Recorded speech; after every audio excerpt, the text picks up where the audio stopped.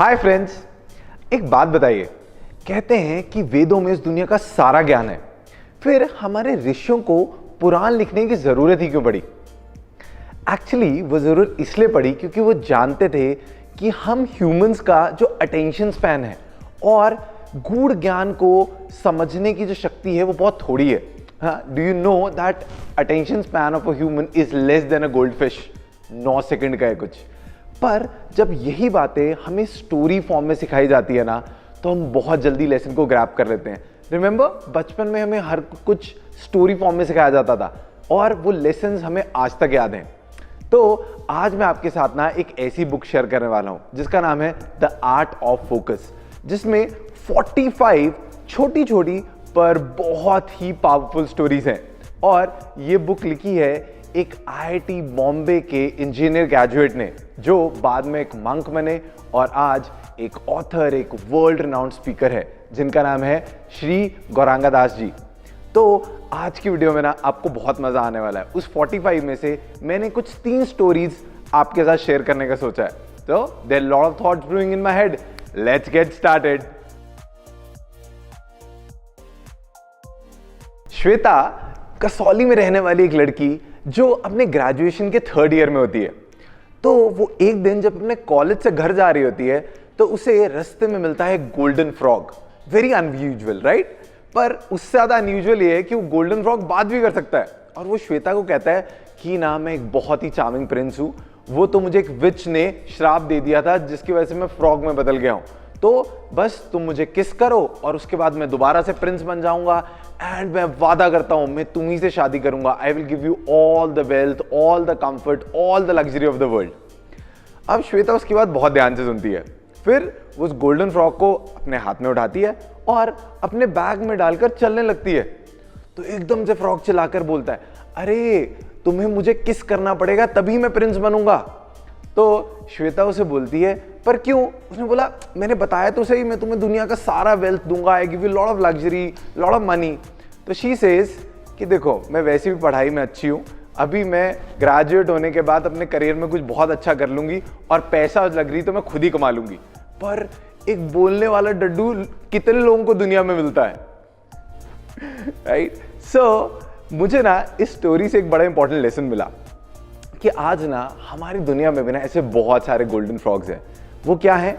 All the distractions, and specially in this world of social media and massive information, there are a lot of things through which I also get distracted. And trust me, वो ना distraction तो है ही है, साथ साथ ना उसको sugar coat करने के लिए ना मैं अपने दिमाग को ना बड़े सारे बहाने देता था। जैसे लेट्स से मैं एक अच्छा पॉडकास्ट सुन रहा हूँ।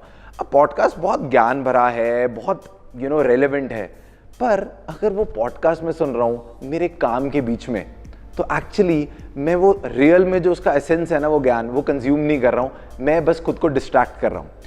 और वो डिस्ट्रैक्शन मैंने इतने सालों से प्रैक्टिस करी ना कि उसको नॉर्मलाइज करने के लिए मैंने एक सोफिस्टिकेटेड वर्ड भी दे दिया, दैट यू नो व्हाट, मैं ना मल्टीटास्किंग कर रहा हूँ। बट ये स्टोरी पढ़ी ना तो मैंने रियलाइज किया कि मेरे दिन में ना ऐसे हजारों गोल्डन फ्रॉग्स है जिन पे ना मैं बार बार ध्यान देता हूँ। And that's why I lose my focus and I keep distracting my self. So first lesson for me is be good in what I am doing at the moment, right now, in the present moment. एक लड़का संतोष एक सिद्ध गुरु जी के पास जाता है और उन्हें request करता है कि वो उसे अपना डिसाइपल बना ले। तो गुरु जी बोलते हैं कि तुम्हारी क्या क्वालिफिकेशन है, मैं क्यों तुम्हें अपना डिसाइपल बनाऊं? तो वो कहता है कि ना, मैं बहुत इंटेलिजेंट हूं। तो इमिडिएटली ना गुरु जी उस पर एक केस स्टडी डाल देते हैं। वो बोलते हैं कि एक बात बताओ, 2 लोग ना चिमनी के अंदर घुसते हैं और जब वो चिमनी से वापस आते हैं तो एक का मुंह काला होता है और एक का मुंह साफ होता है, तो कौन सबसे पहले मुंह धोने जाएगा? तो संतोष बोलता है, जिसका मुंह खराब है, काला है, वही सबसे पहले मुंह धोने जाएगा। तो गुरुजी बोलते हैं, नहीं, जिसका मुंह साफ है ना वो पहले मुंह धोने जाएगा, क्योंकि जिसका मुंह साफ है वो देख रहा है जिसका मुंह काला है, तो उसे लगेगा अरे मेरा भी मुंह काला होगा, तो वो साफ करने चला जाएगा। और जबकि जिसका मुंह काला है उसको अपने दोस्त को देख के लगेगा कि अरे मेरा मुंह भी साफ होगा, तो मुंह धोने नहीं जाएगा। तो संतोष कहता है, ठीक है, पर प्लीज मुझे गुरुजी एक चांस और दे दो। तो गुरुजी कहते हैं, चलो मैं दोबारा से पूछता हूँ। वो दोबारा से सेम क्वेश्चन पूछते हैं कि दो लोग हैं जो चिमनी में ऊपर गए, जब वो नीचे आए एक का मुंह काला है और एक का मुंह बिल्कुल साफ है, तो पहले मुंह धोने कौन जाएगा? तो संतोष अब एकदम से रिप्लाई करता है कि गुरुजी जिसका मुंह साफ है ना वो पहले मुंह धोने जाएगा। तो गुरुजी बोलते हैं रॉन्ग, जिसका मुंह काला है ना वो पहले जाएगा, क्योंकि जब वो नीचे उतरेंगे ना तो जिसका मुंह काला है ना उसको लगेगा यार उसका मुंह तो बिल्कुल साफ है, अगर मेरा मुंह काला हुआ ना तो मेरी बहुत बेइज्जती होगी, तो फटाफट भागेगा वो मुंह धोने के लिए। अब संतोष कंफ्यूज हो जाता है, वो कहता है अच्छा गुरुजी प्लीज एक मौका और। तो गुरुजी उससे वही सवाल दोबारा पूछते हैं। तो संतोष जब बड़ा कॉन्फिडेंटली कहता है कि गुरुजी जिसका मुंह काला होगा ना वही सबसे पहले मुंह धोने जाएगा। गुरुजी कहते हैं नहीं, अब तो दोनों के दोनों मुंह धोने जाएंगे इकट्ठे। बोलता है अब गुरुजी ये कैसे होगा? वो कहते हैं कि देखो जिसका मुंह साफ है वो काले वाले को देखेगा और उसे लगेगा मेरा मुंह भी काला है और वो मुंह धोने चले जाएगा, और जिसका मुंह काला है वो जब साफ वाले को देखेगा उसे लगेगा कहीं मेरा मुंह पे गंदगी ना हो, तो वो भी मुंह धोने चला जाएगा। संतोष कहता है कि गुरुजी हाथ जोड़े, बस आखिरी ही begged for a last chance. तो गुरुजी वो क्वेश्चन फिर से रिपीट कर देते हैं। अब संतोष अपनी करेज जुटाकर बोलता है कि गुरुजी दोनों ही इकट्ठे चले जाएंगे मुंह साफ करने। तो वो कहते हैं नहीं, दोनों में से कोई भी नहीं जाएगा, बिकॉज जिसका मुंह काला है उसको जब वो देखेगा सामने वाले को कि उसका मुंह साफ है तो वो सोचेगा मेरा भी मुंह साफ है, और जिसका मुंह साफ है वो सोचेगा कि यार इस बेचारे को इनसिक्योरिटी फील ना हो तो मैं तो एटलीस्ट मुंह धोने ना जाऊं, तो अल्टीमेटली कोई भी मुंह धोने नहीं जाएगा। अब संतोष बहुत कंफ्यूज हो जाता है, वो कहता है कि गुरुजी मुझे कुछ समझ नहीं आया, आप क्या समझाना चाह रहे हो? तो गुरुजी से कहते हैं कि क्या तुमने ध्यान दिया मेरा जो क्वेश्चन था ना वो इटसेल्फ बहुत ही फुलिश था, क्योंकि दो लोग एक चिमनी में कभी इकट्ठे जा ही नहीं सकते। और उन्होंने संतोष को समझाया कि ना इंटेलिजेंस इंपॉर्टेंट नहीं है, पर हम अपनी लॉजिक और इंटेलिजेंस कहाँ लगाते हैं वो इंपॉर्टेंट है। किस प्रॉब्लम को सॉल्व करने में अपना दिमाग लगा रहे हैं ना ये ज्यादा जरूरी है, बिकॉज लॉजिक के दम पे ना आप कुछ भी कैसे भी प्रूव कर सकते हो, but then more important is what are you solving. And इसके लिए उन्होंने कहा कि लॉजिक और इंटेलिजेंस ना तभी यूजफुल हो सकते हैं जब उसमें स्पिरिचुअल विजडम भी आ जाए। तो add spiritual wisdom to the logic and wisdoms give a right direction to both. Raman एक बार एडवेंचर एक्सपेडिशन में निकलता है, वो भी एक डेजर्ट में।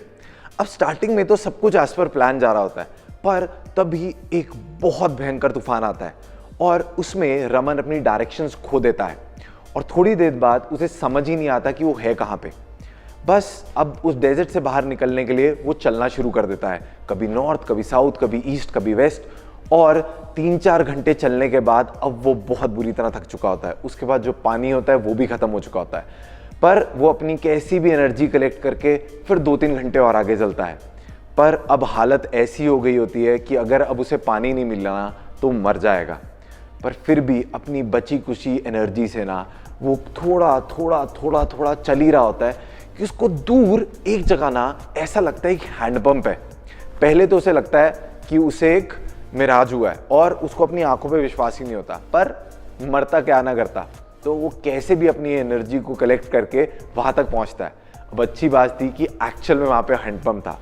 अब उसे देख के ना वो एकदम एक दीवाना सा हो जाता है और फटाफट हैंडपंप को पंप करने लगता है, बहुत जोर से। और जो पंप करता है ना कुछ नहीं होता, ना पानी आता है, ऐसा लगता है जैसे हैंडपंप सालों से ड्राई हो गया। अब वो अपनी पूरी होप लूज कर देता है और वो नीचे लेट जाता है। पर तभी ना उसकी नज़र ना वहाँ पड़ती है एक पानी की बोतल पड़ी पे, और वो देख के खुश हो जाता है कि अब मुझे एटलीस्ट एक बोतल पानी तो मिल गया। वो जैसे ही उस पानी की बोतल को पकड़ता है तो उधर ना एक टैग लगा होता है और उस टैग के अंदर एक मैसेज लिखा होता है कि इस पानी की बोतल को पंप में डालो और फिर पंप को चलाओ और फिर पंप में से पानी निकलेगा। अब रमन एक बहुत बड़े डायलेमा में पड़ जाता है कि क्या करूं, क्या वो पानी की बोतल को पंप में डालने का रिस्क लूं, क्योंकि पता नहीं पानी निकलेगा या नहीं निकलेगा। एटलीस्ट अभी हाथ में एक पानी की बोतल तो है और अभी बस मैं मरने वाला हूं, अगर मैंने ये भी नहीं पिया तो I just lost my all chances.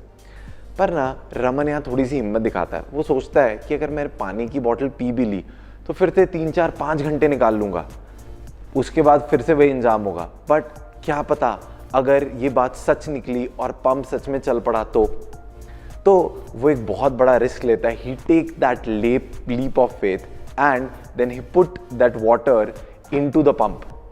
अब जो पानी डालता है ना और फिर से पंप करने लगता है, अब कुछ आवाज़ आने लगती है, उसकी मोटिवेशन बढ़ जाती है, और तेज से पंप करता है, और तेज आने लगती है, और तेज से पंप करता है, और एकदम देखते ही देखते उस पंप से खूब सारा पानी निकलना शुरू हो जाता है. और मजे से अब रमन उस पानी को पीता है. He put on its body, he feeling very relaxed. उसके पास जो बॉटल्स पड़ी होती हैं उन्हें भी भर लेता है. And now is all revived to continue his journey. वो जैसे ही वहाँ से निकलने लगता है ना, तो उसे याद आता है, अरे अगर मेरी तरह और कोई फंस गया तो एटलीस्ट मैं वो बॉटल को दोबारा भर के रख दूँ.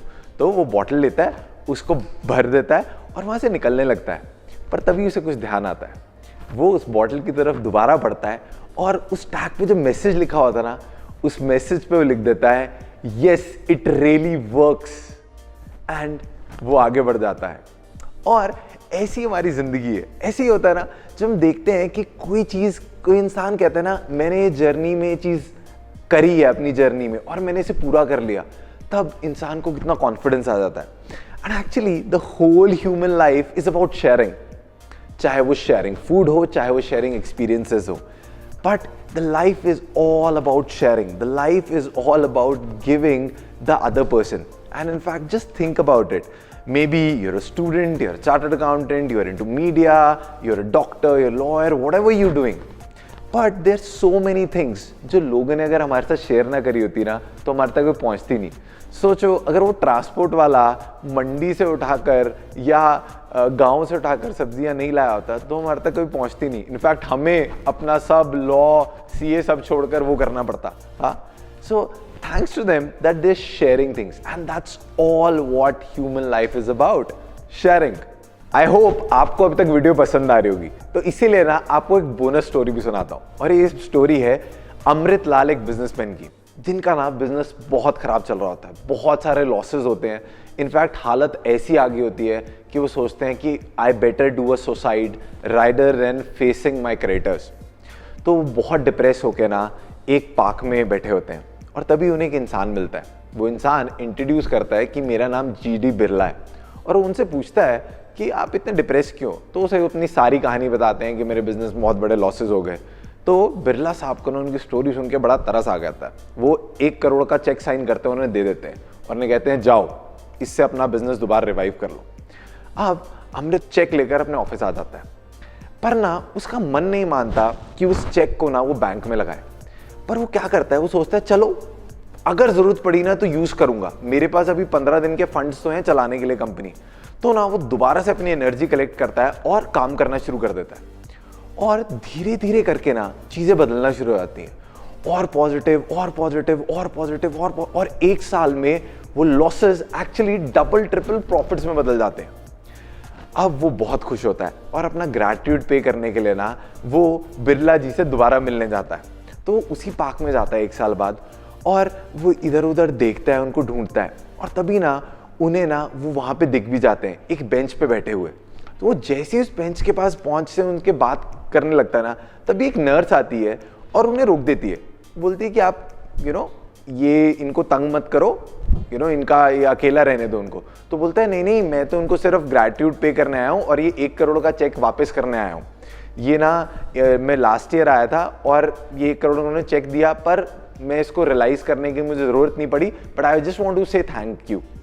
तो द नर्स टोल्ड हर कि ये जो GD बिरला है ना, ये GD बिरला नहीं है, ये एक ऐसे इंसान है जिनको उनकी पूरी फैमिली छोड़ गई है और उस वजह से ही अपना दिमागी संतुलन खो बैठे हैं.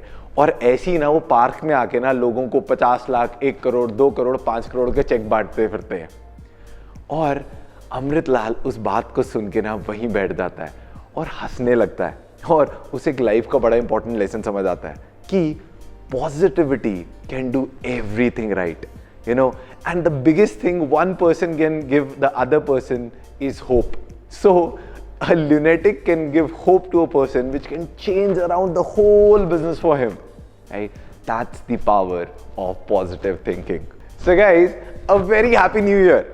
और मैं उम्मीद करता हूँ कि 2023 से ना आप लोग किताबें पढ़ना शुरू कर दें, क्योंकि मेरे लिए 2017 का ऐसे ही साल रहा था जिसमें मैंने सोचा था मैं 20 बुक्स पढ़ूंगा and I and up reading only 6 books. बस ट्रस्ट मी, 2017 की वो 6 किताबों पे पढ़ने की आदत ने मेरी लाइफ में बहुत अच्छा चेंज लाया। तो मैं आपसे यही उम्मीद करता हूँ आपका 2023 बहुत अच्छा रहे। आप मेरे वीडियोस भी देखें, उसे लाइक भी करें, शेयर भी करें, चैनल को सब्सक्राइब भी करें। एंड यस, मैं भी अपनी पूरी कोशिश करूंगा कि अपने वीडियोस में और ज़्यादा कंसिस्टेंट हो पाऊँ। तो अभी तक वीडियोस में बने रहने के लिए बहुत बहुत शुक्रिया। 2022 में इतना सारा प्यार देने के लिए thank you so much and lots of love to you and your family.